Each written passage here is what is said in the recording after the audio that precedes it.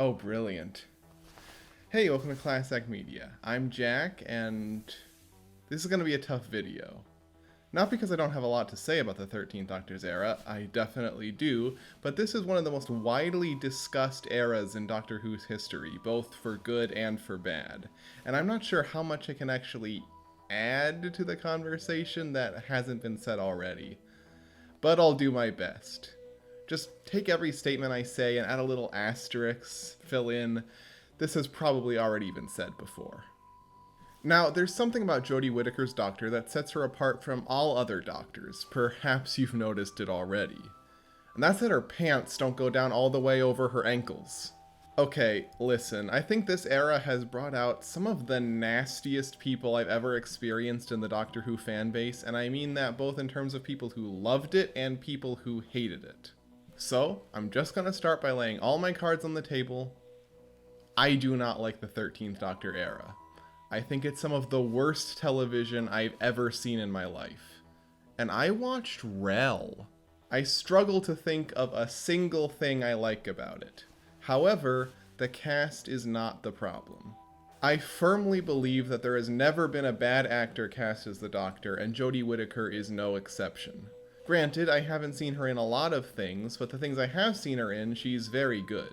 No, the problem here is entirely at the script level. If I had to describe the 13th Doctor in one word, I'd say excitable. She's constantly running around with this wide-eyed expression, thrilled to be experiencing every little thing she encounters on her journeys. On the surface, I can see how this can be appealing. It makes her a fun, easy character to watch, and I'll even admit there are times when this optimism becomes infectious. But the problem is, the writers don't seem to have much desire to explore her character more deeply or challenge her in any meaningful way.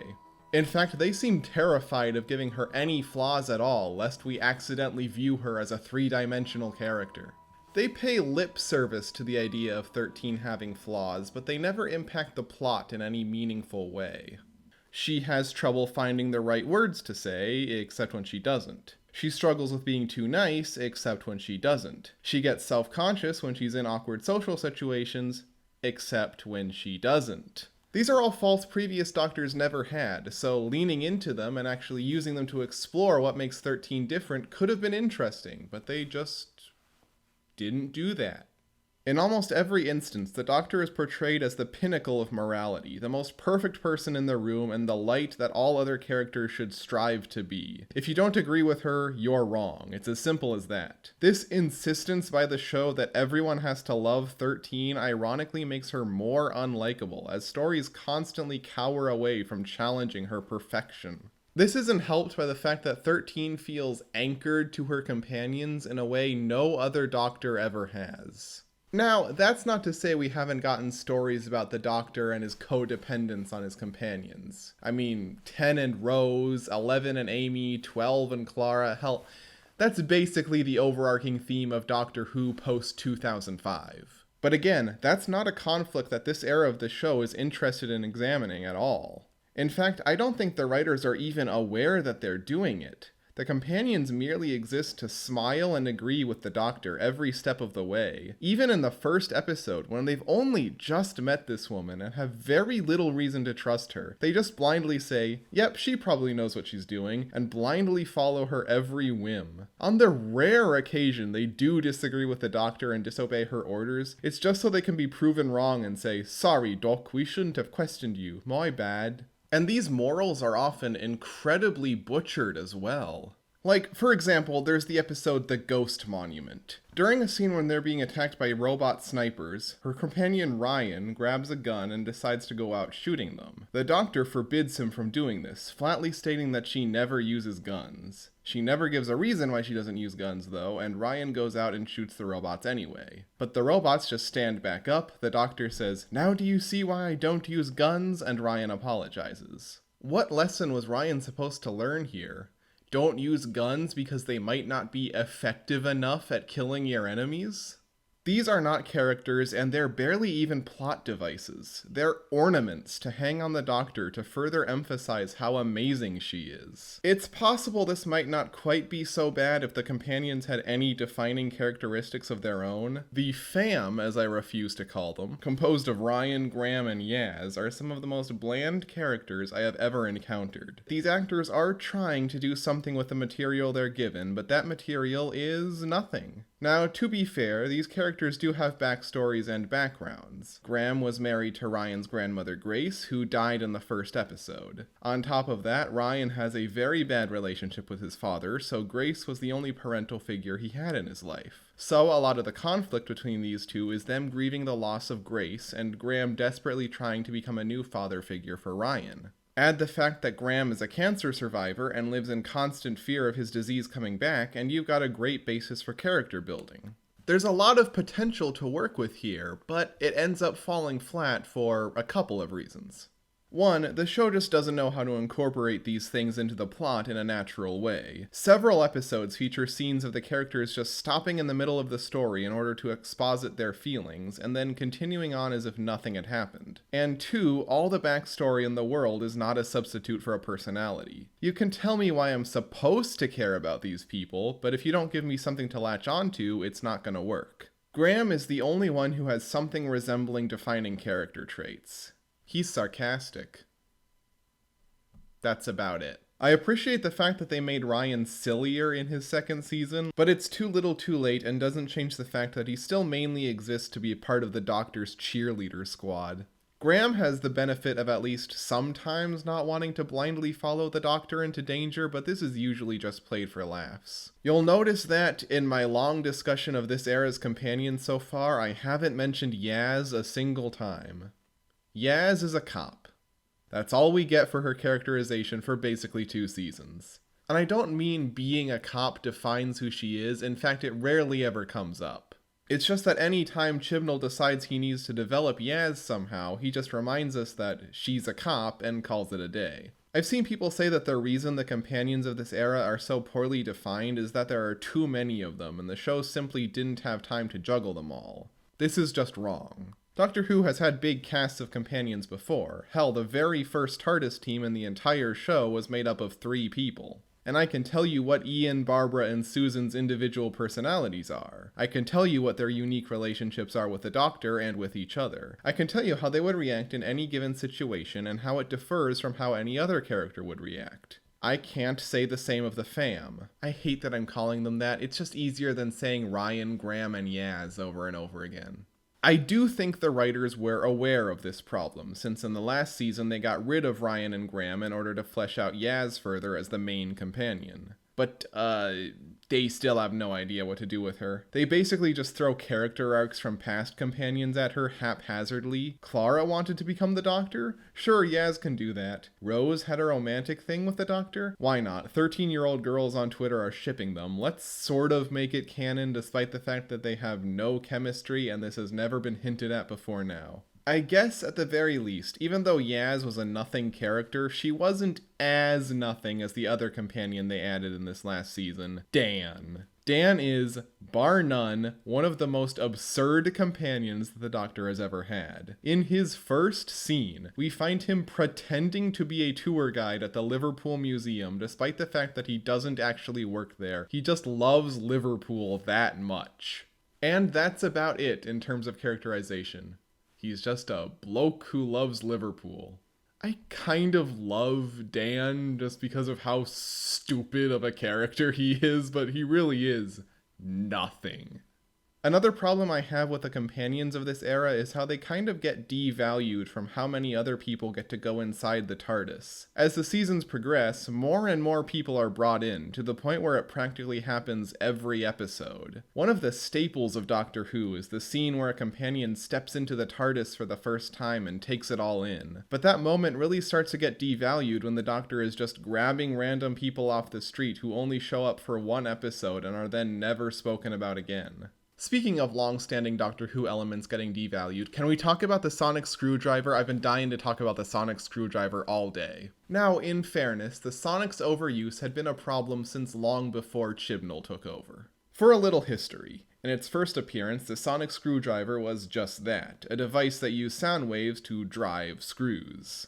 As time went on, particularly in the Third Doctor's era, the Sonic gained more and more abilities, effectively becoming the Doctor's all-purpose tool. When John Nathan Turner took over as Doctor Who's producer in the 80s, one of his first orders of business was to eliminate the sonic screwdriver. He felt it had become far too useful and could easily be used as a crutch by the writers to get the Doctor out of every single problem without having to actually think of a clever way out. So it was destroyed during the Fifth Doctor story The Visitation and never appeared again for the rest of the classic series. Fast forward to 2005 when, after a grand return in the 1996 movie, the sonic screwdriver was once again a regular part of the Doctor's arsenal. There were some attempts to dial it back. In the episode The Doctor Dances, it's established that the Sonic has different settings it needs to be on in order to perform specific tasks. In my opinion, this is a good compromise. It allows the Sonic to do a lot of things while still making the Doctor seem smart for knowing how to operate it so efficiently.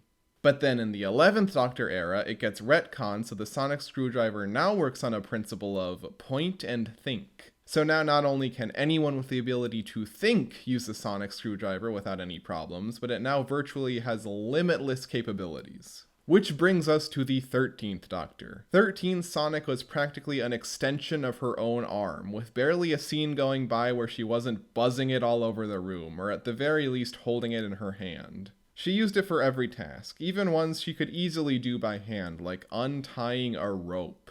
I struggle to think of a single problem thrown at the 13th Doctor that she didn't use the Sonic to fix. In fact, she used it as her one-size-fits-all tool for problem solving so much that it actually made her look kind of stupid, which is not an adjective that should ever describe the Doctor. There's a scene at the end of the first part of Spyfall where the Doctor can't use the Sonic to defuse a bomb and then she immediately runs out of ideas. If there's ever a situation where she can't access the Sonic, the laws of physics will momentarily bend to her will in order to put it in her hand. Oh no, the Doctor has been chained up with her hands above her head. No way she's gonna reach the sonic screwdriver in her pocket. How's she gonna get out of this one? Tune in tomorrow, same Doctor time, same Doctor Oh.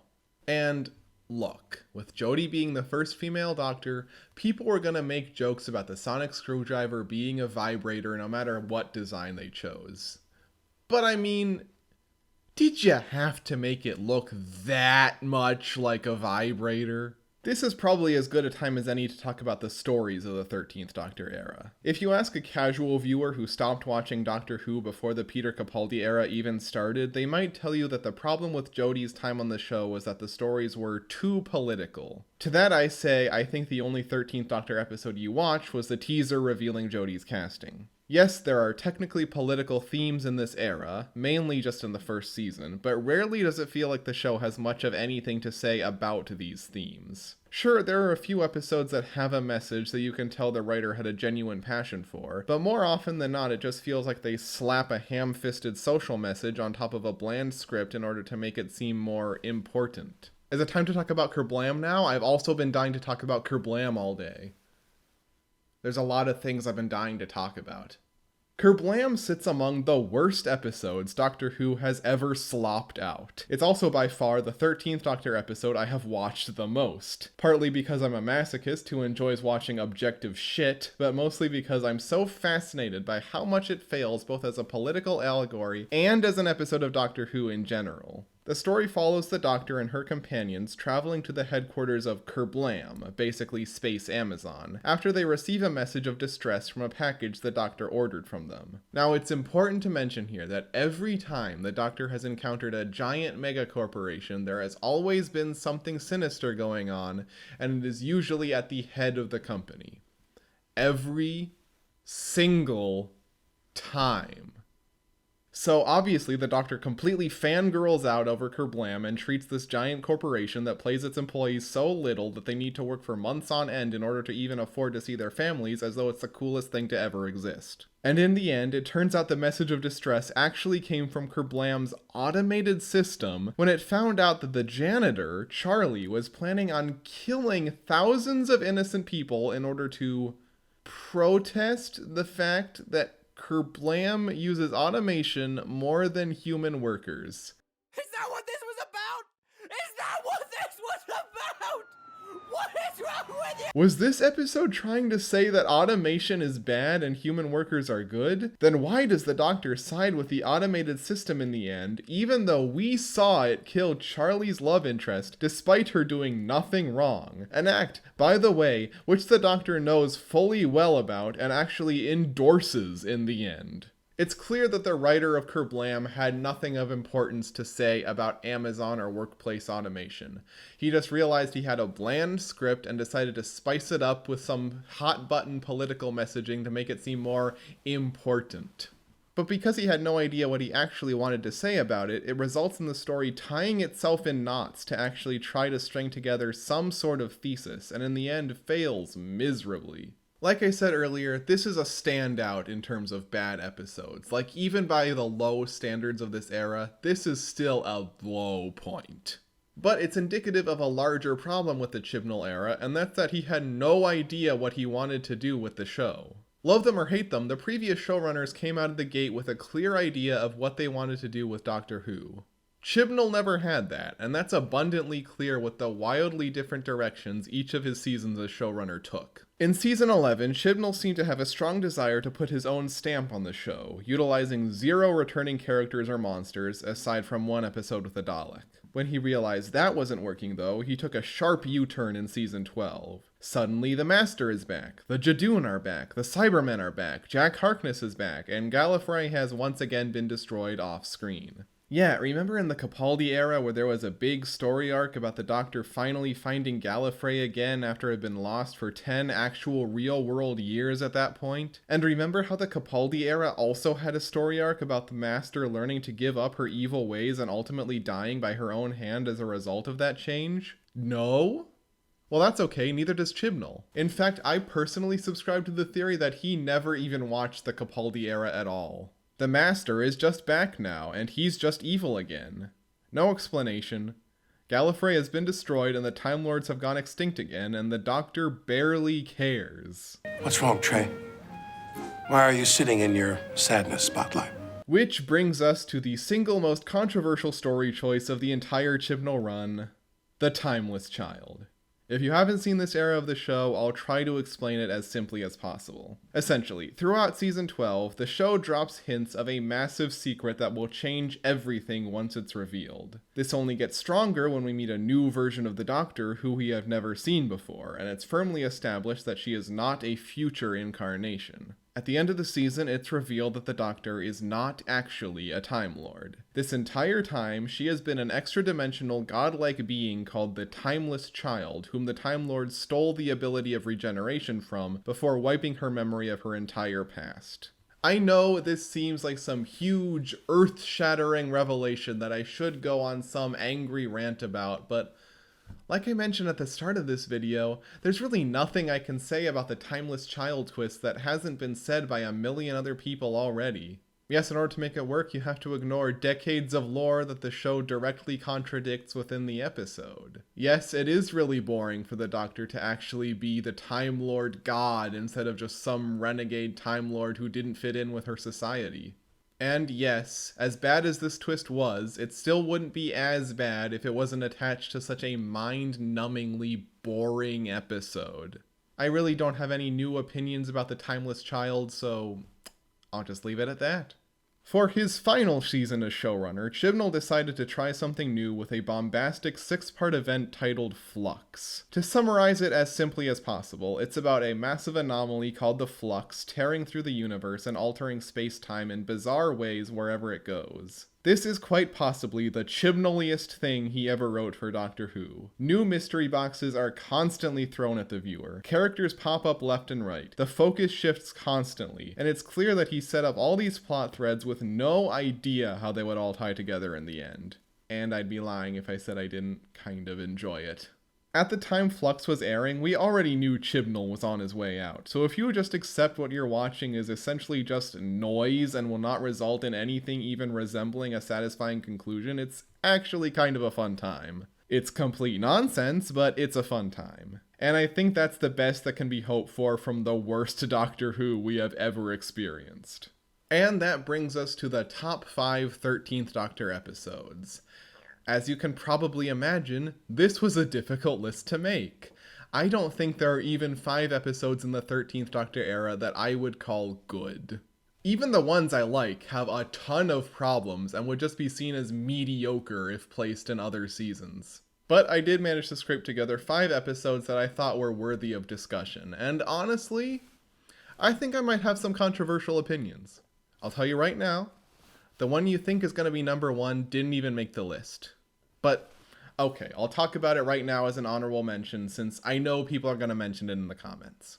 Honorable mention, The Haunting of Villa Diodati. The fam decide to pay a visit to Mary Shelley on the night she wrote Frankenstein, but they soon find themselves trapped in a real-life ghost story. If I had a nickel for every time the Doctor has visited Mary Shelley on the night that inspired Frankenstein, and also that inspiration came as a result of encountering the Cybermen, Dr. Doofenshmirtz meme.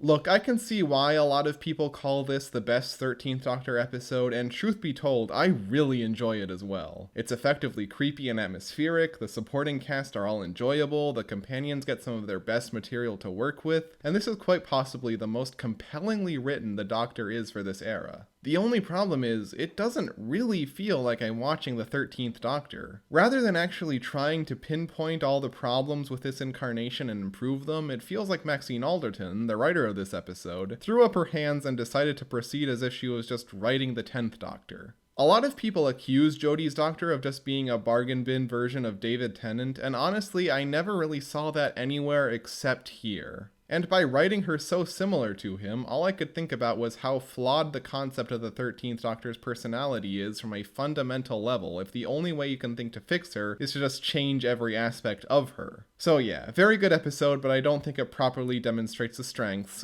what little there are, of the 13th Doctor. With that out of the way, let's get started. Number 5. War of the Sontarans. Following an encounter with a Flux, the Doctor is separated across space and time from her companions. While she finds herself in a historically altered Crimean War in which the British are fighting the Sontarans instead of the Russians, Dan discovers the very same threat occupying the modern world. And Yaz is just kinda stuck somewhere else doing setup for a future episode that won't amount to anything interesting. I actually had some debate about whether I should include this episode or Haunting of Villa Diodati on this list, since they both accomplish very similar tasks of just being solid adventures. If I'm being completely honest, I do think Haunting is the overall better episode, but War of the Sontarans better showcases the 13th Doctor as a character. I honestly don't have all that much to say about it. Like I mentioned earlier, if this was in any other Doctor's era, it would be entirely unremarkable. It just goes to show how dire the situation is when being slightly better than mediocre is enough to land an episode in the top 5.